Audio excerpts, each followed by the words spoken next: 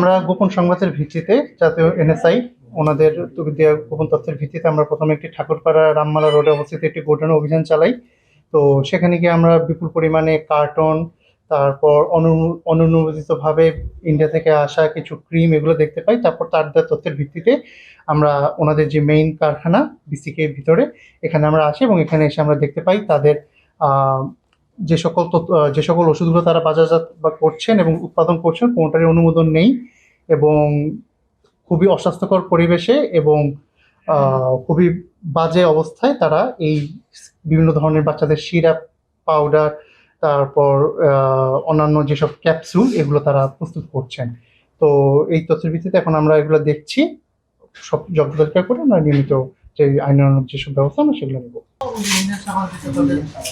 অবৈধভাবে তারা আমদানি তাদের মতো আমদানি করে নিয়ে আমরা